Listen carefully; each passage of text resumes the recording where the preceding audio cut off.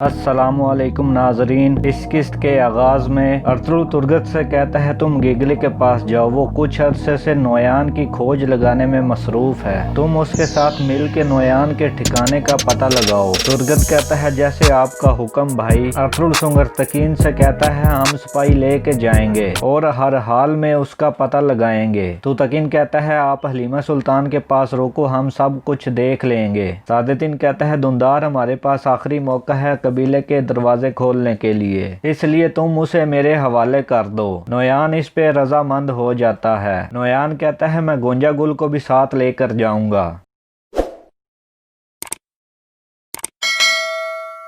सादेतीन कहता है क्यों? नोयान कहता है क्योंकि मैं चाहता हूँ। गोंजा गुल कहती है लड़कों को पकड़ लिया है तुमने? नोयान कहता है हाँ पकड़ लिया है, अब मैं तुम्हें लेने आया हूँ। सुंगरतकीन सिपाहियों के साथ नोयान को तलाश करता है। दूसरी तरफ अर्तुगरुल के साथी गिगली के साथ नोयान को तलाश कर रहे थे। तुर्गत कहता है यहाँ कोई भी नहीं रहता, लेकिन यहाँ पे कुछ घोड़ों के निशानात हैं, शायद नोयान के घोड़ों के हों। नोयान कहता है सलमान शाह का बेटा दुंदार। नोयान शहीर से कहता है तुम करोगे इसका फैसला। तुतकीन कहता है हलीमा सुल्तान इंशाल्लाह सही सलामत आपके बच्चे को जन्म दे देगी। अर्तुगरुल कहता है शुक्रिया भाई, तुम भी इंशाल्लाह बहुत जल्द अपना बच्चा गोद में उठाओगे। गोंजा गुल कहती है जब आप सुल्तान बन जाओगे और ना सिर्फ अपने बाबा के कातलों से बदला ले लोगे और तुर्क कबीलों की उम्मीद भी बन जाओगे, जो आप जैसा बहादुर सुल्तान देखना चाहते हैं। शहीर कहता है मैंने या मेरे बाबा ने कभी रियासत के साथ बगावत नहीं की। नोयान कहता है तो क्या हुआ, तुम्हारे बाबा का उन्होंने सर काट के फेंक दिया।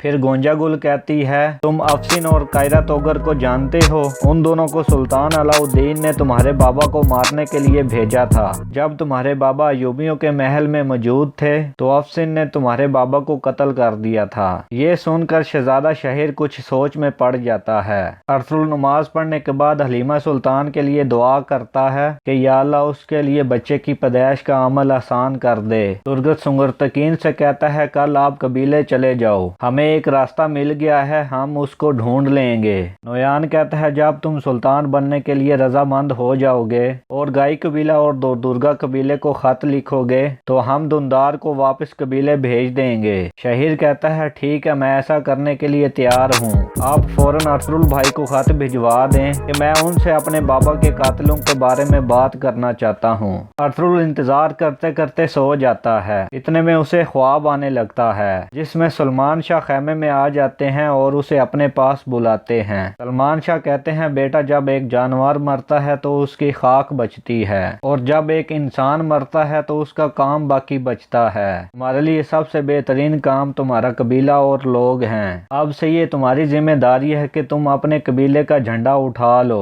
और तब तक लड़ते रहो जब तक तुम मर नहीं जाते। अल्लाह तुम्हें और तुम्हारी नस्लों को इस रास्ते पे कामयाबी अता फरमाए। अर्तुगरुल कहता है आमीन और उसकी आंख खुल जाती है। दुंदार कहता है मुझे कहाँ लेकर जा रहे हो? दुंदार बड़ी चालाकी से भाग जाता है। दुंदार भागते भागते एक मैदान में गिर जाता है और सिपाही उसके करीब आ जाता है और यहाँ पे इस किस्त का इख्तिताम हो जाता है।